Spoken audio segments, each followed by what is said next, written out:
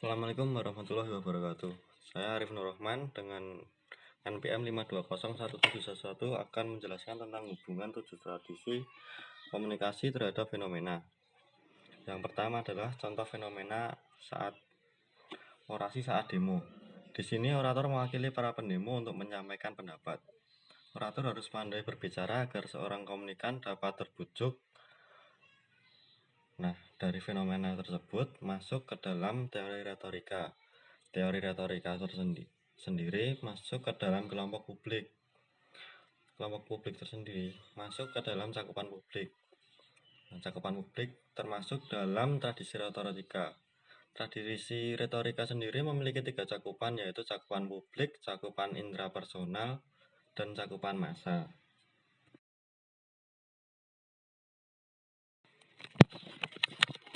Yang selanjutnya adalah fenomena belajar bisnis. Pada saat belajar bisnis, maka seorang yang belum paham pada bidang bisnis akan bertanya kepada yang lebih paham tentang bidang bisnis itu sendiri.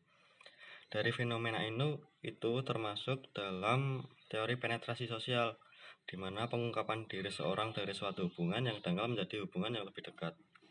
Teori ini masuk pada kelompok teori pengembangan hubungan. Teori pengembangan hubungan ini termasuk pada cakupan interpersonal.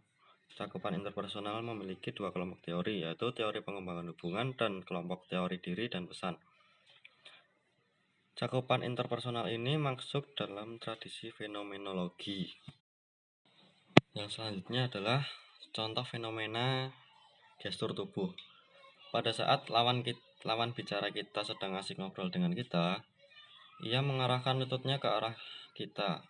Nah, itu bisa diartikan bahwa dia sedang nyaman ngobrol dengan kita. Fenomena tersebut merupakan teori manajemen makna terkoordinasi, yaitu individu memberikan makna terhadap gestur tubuh. Teori manajemen makna terkoordinasi termasuk dalam teori diri dan pesan.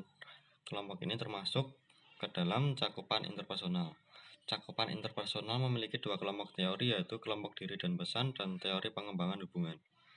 Dari cakupan interpersonal itu maka termasuk ke dalam tradisi sosiofisiologi yang memiliki cakupan interpersonal dan cakupan kelompok kecil.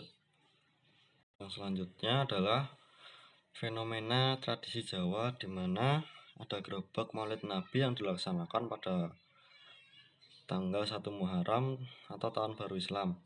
Di situ orang setempat sudah biasa melihat orang berebut gunungan, tapi pada wisatawan akan berpikir bahwa fungsinya apa sih, mending beli aja daripada berebut. Nah, fenomena itu termasuk dalam teori akomodasi komunikasi, yaitu teori yang dibangun berdasarkan 2 aspek yang berbeda pada budaya Jawa dan luar Jawa.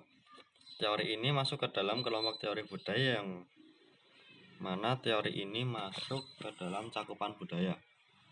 Cakupan budaya termasuk dalam tradisi sosiokultural. Tradisi ini memiliki 3 cakupan, yaitu cakupan budaya, kelompok kecil, dan interpersonal. Fenomena voucher, lebih banyak orang maka akan mendapatkan harga yang lebih murah. Maka dari itu, komunikan akan mengajak orang lebih banyak untuk mendapatkan potongan harga. Dari fenomena ini termasuk ke dalam teori kultivasi, yang merupakan teori efek media terhadap khalayak. Nah, teori kultivasi ini masuk ke dalam teori massa. Kelompok teori massa masuk ke dalam cakupan massa. Cakupan massa termasuk ke dalam tradisi semiotika. Nah, tradisi semiotika ini memiliki 3 cakupan, yaitu cakupan budaya, cakupan interpersonal, dan cakupan massa. Selanjutnya adalah fenomena memposting kehilangan sesuatu di sosmed supaya cepat dikembalikan ke pemilik aslinya. Nah, ini termasuk ke dalam teori pengaturan agenda. Teori pengaturan agenda adalah apa yang dianggap penting oleh khalayak tertentu. Teori pengaturan agenda ini masuk ke dalam kelompok teori massa. Kelompok teori massa ini masuk ke dalam cakupan massa. Cakupan massa ini masuk ke dalam tradisi sibernetika. Nah, tradisi sibernetika ini memiliki 3 cakupan, yaitu cakupan publik, cakupan organisasi, dan cakupan massa. Yang terakhir adalah fenomena turnamen futsal putri. di mana pada saat turnamen tidak hanya diikuti oleh pria saja, namun putri juga bisa mengikuti turnamen ini, namun pada kelas tertentu. Fenomena ini termasuk ke dalam teori sudut pandang feminis, yang mana adanya kesetaraan gender. Teori sudut pandang feminis ini masuk ke dalam kelompok teori budaya. Kelompok teori budaya ini masuk ke dalam cakupan budaya. Cakupan budaya ini masuk ke dalam tradisi kritis.